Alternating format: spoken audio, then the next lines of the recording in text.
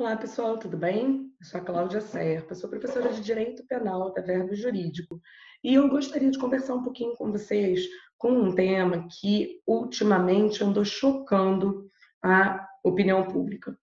Aconteceu em Recife um caso de que a patroa estava tomando conta do filho de sua funcionária, que tinha saído para andar com o cachorro da patroa, quando ela disse que o menino queria muito a sua mãe, e não se sabe o motivo.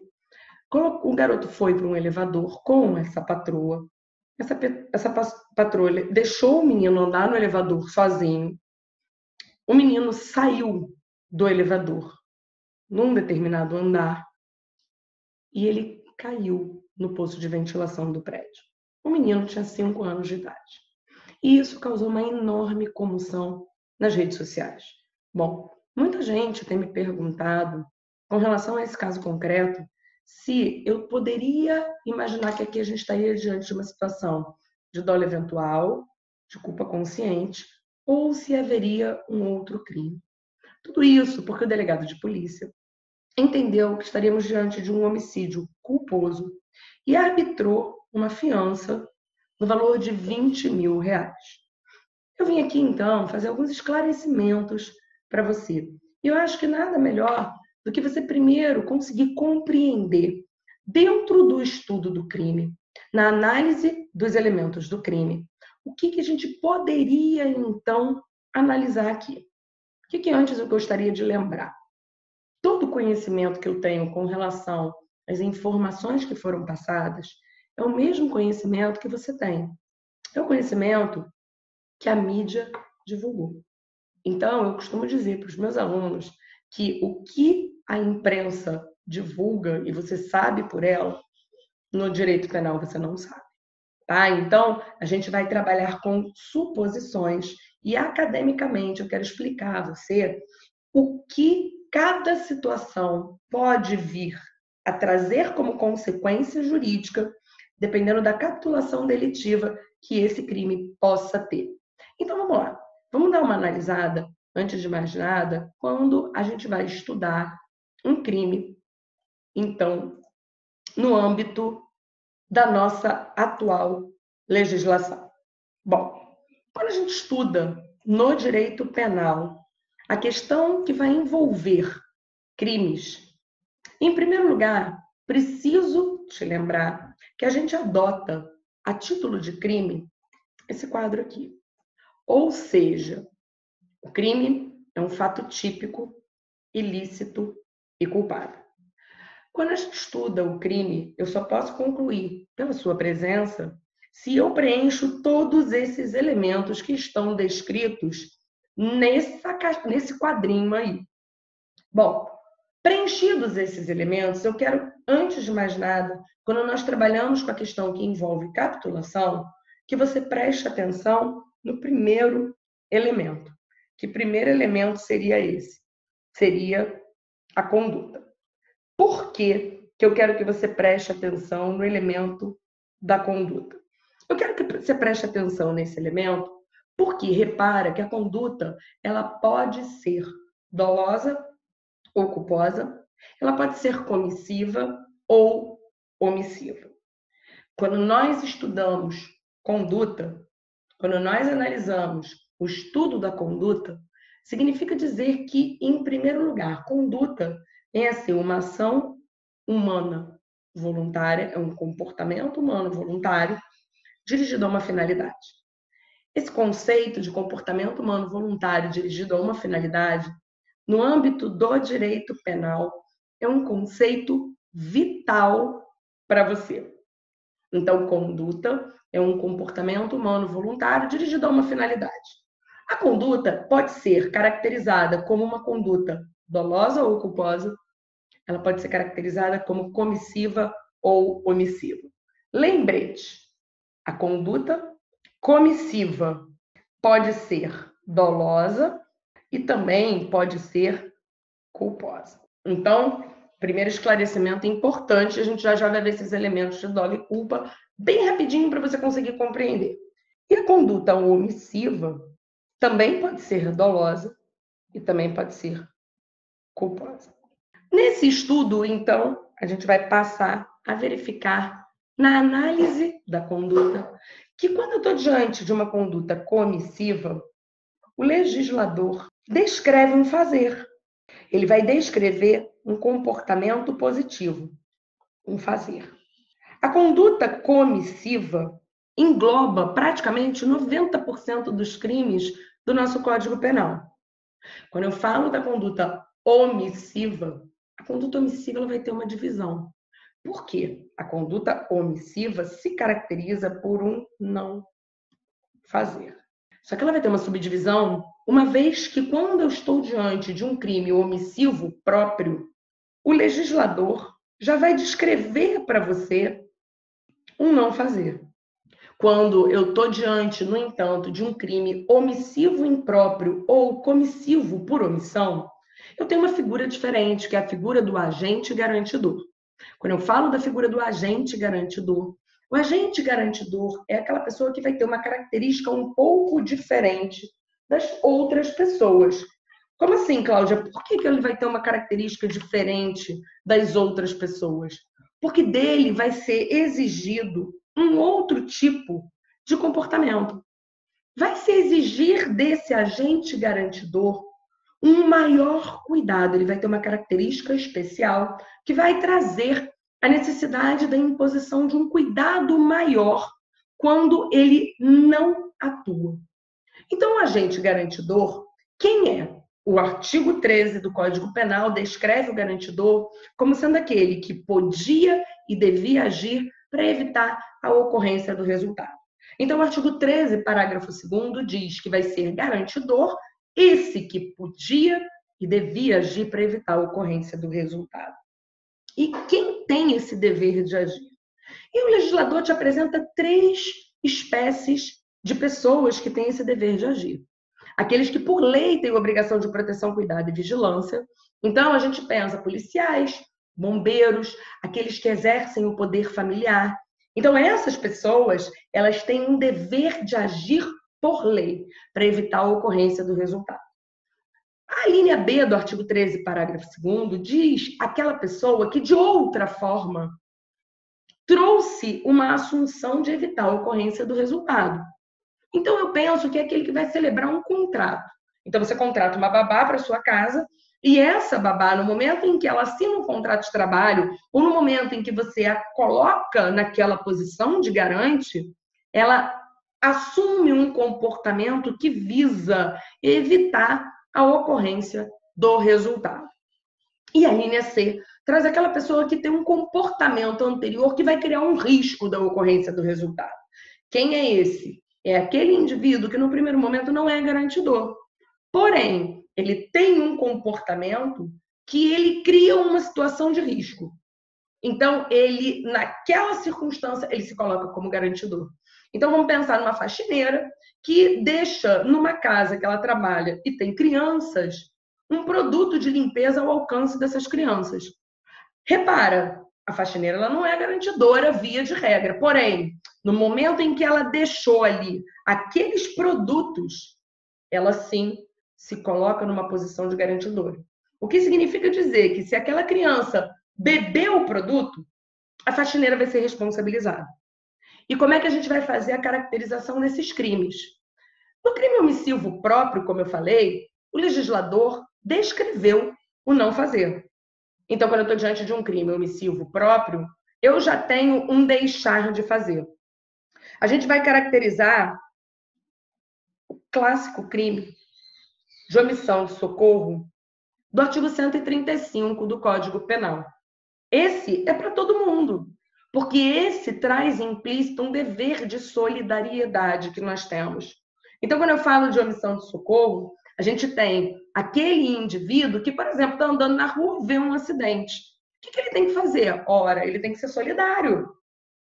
Esse indivíduo, ou ele tem que prestar socorro, quando possível fazê-lo sem risco pessoal, ou esse indivíduo, ele tem que pedir ajuda à autoridade competente. Então, repara que no crime omissivo próprio, o legislador já descreveu para a gente exatamente uma figura omissiva.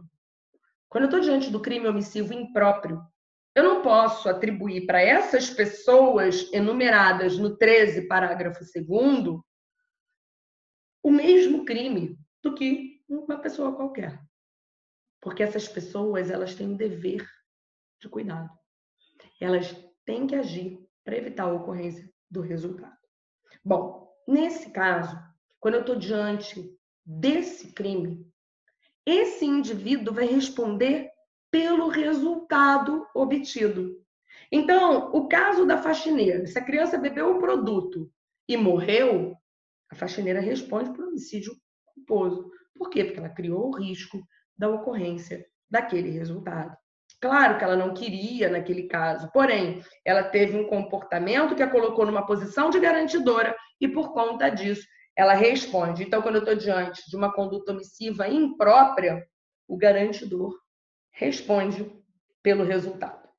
Bom, o que eu quero te lembrar? Esse resultado pode ser doloso e esse resultado pode ser culposo.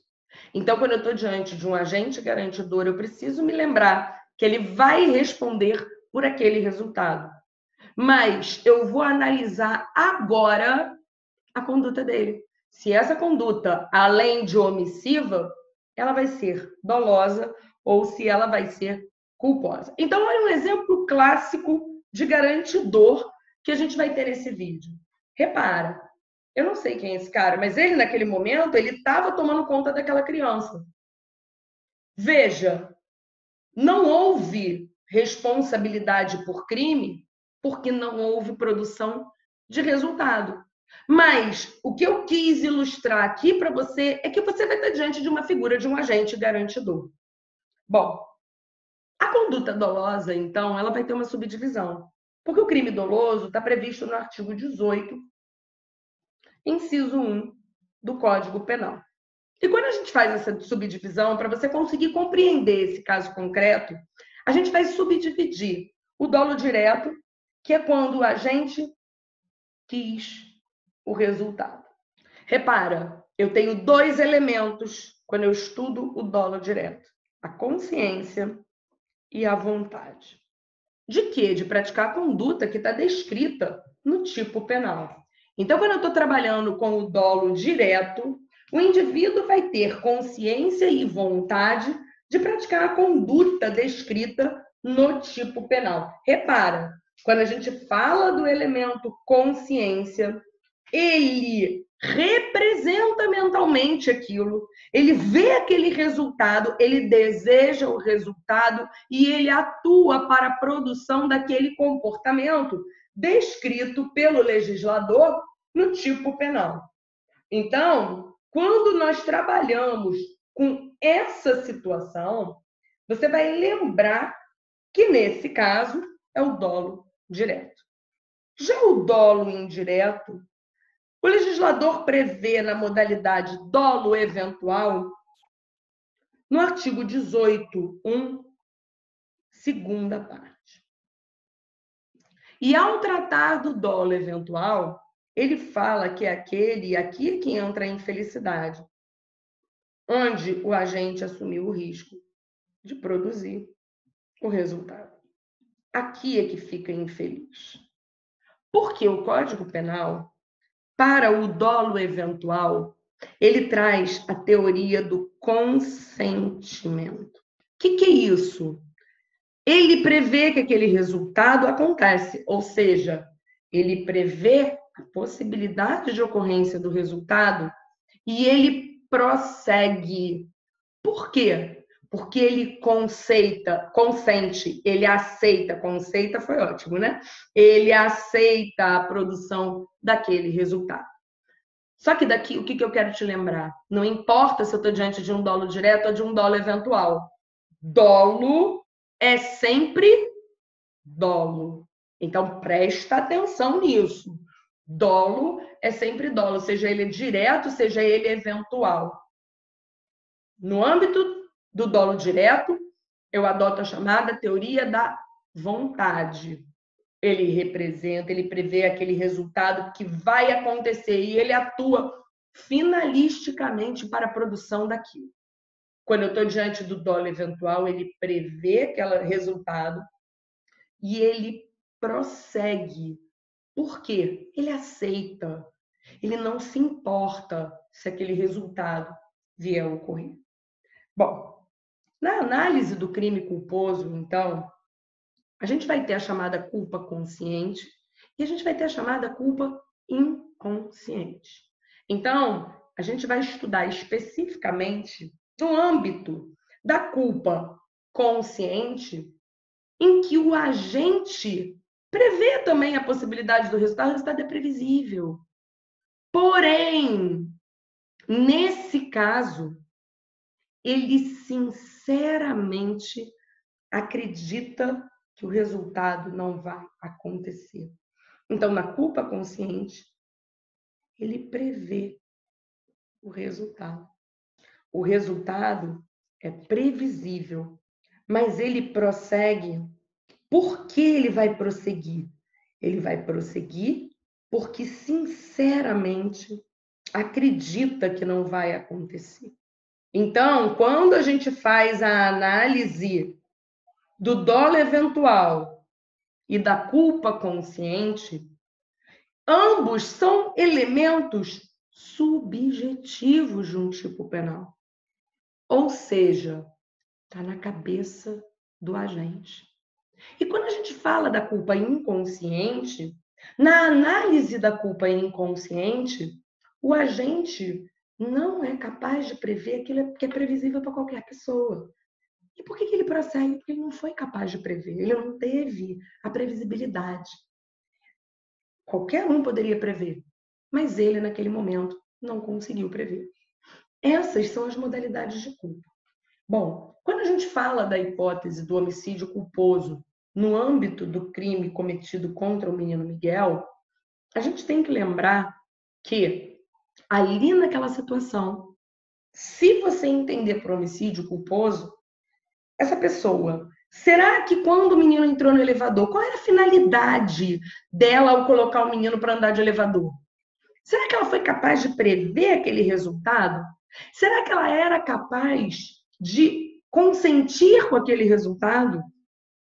Porque se ela era capaz de prever e consentir, eu vou pro dolo.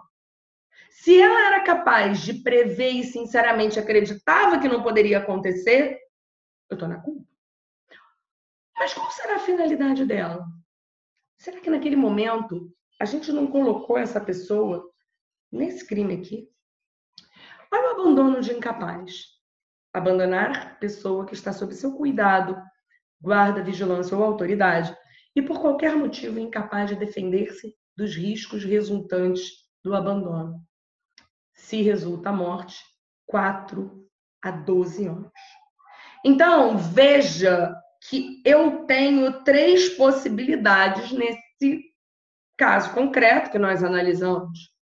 A primeira possibilidade que a gente tem é analisar a presença de um crime por omissão imprópria quanto ao crime culposo. No segundo caso, a omissão imprópria quanto à prática a título de dolo eventual, ou ainda com relação ao abandono de incapaz. E quanto ao abandono de incapaz, o que eu quero que você enxergue aqui é que quando a gente faz a análise desse tipo penal, veja, eu trago nessa circunstância o que é abandonar. O crime de abandono de incapaz é caracterizado como um crime de perigo. Ou seja, o agente expõe a vítima a perigo. Então, quando eu menciono que a gente está diante de um crime de perigo, a intenção do indivíduo não pode ser alcançar resultado morte ou lesão. Ele tem a finalidade de expor aquela pessoa a uma situação de perigo. A gente sabe que não pode haver crianças andando sozinhas no elevador se elas têm idade inferior a 10 anos de idade. Então, a gente já começa por aí a analisar que abandono de incapaz pode ser algo aplicável ao caso concreto. E o que eu tenho que observar? O ato de abandonar. E quando a gente fala abandonar, não necessariamente é uma conduta omissiva. Mas eu posso levar essa criança, ou levar essa pessoa, ou levar esse incapaz a um local ermo.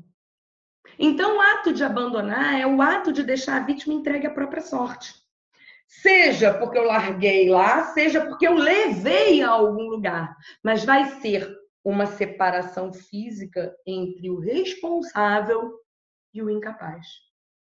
E aí a gente traz aqui o incapaz como sendo uma vítima incapaz de se defender dos riscos do abandono.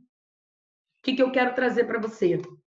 Primeiro, concluindo a questão, é claro que uma análise prematura do caso e o delegado, que tem elementos muito mais concretos em mãos, foi capaz de caracterizar como sendo uma situação na qual a gente teria um abandono ou um crime culposo. Eu não posso analisar de forma categórica que eu estou diante de um abandono, mas pelo que a imprensa está circulando, tudo indica que a gente esteja diante de um abandono. No mais, temos consequências processuais distintas. Por quê? Porque o crime culposo, ele traz uma série de benefícios que o crime doloso e o abandono de incapaz não trazem, como, por exemplo, a possibilidade do delegado de polícia arbitrar a fiança. No crime culposo, o delegado de polícia pode arbitrar a fiança. No crime culposo, é possível haver um acordo de não persecução penal. No crime culposo, é possível que, se o acordo de não persecução não vier a ser celebrado, é possível haver suspensão condicional do processo se o processo se iniciar e o MP tiver oferecido a denúncia. E, além de tudo, em caso de condenação, se nenhuma dessas medidas funcionarem, no caso de condenação, a pena privativa de liberdade no crime culposo é substituída pela restritiva de direitos, o que não acontece num crime de homicídio doloso e o que não acontece na hipótese de um abandono de incapaz com resultado morte. Bom, esse era o recado que eu tinha para você hoje. Gostaria que você desse uma olhada nesse caso, lesse as reportagens e depois deixasse os comentários aqui. Um beijo para vocês, espero que vocês tenham gostado.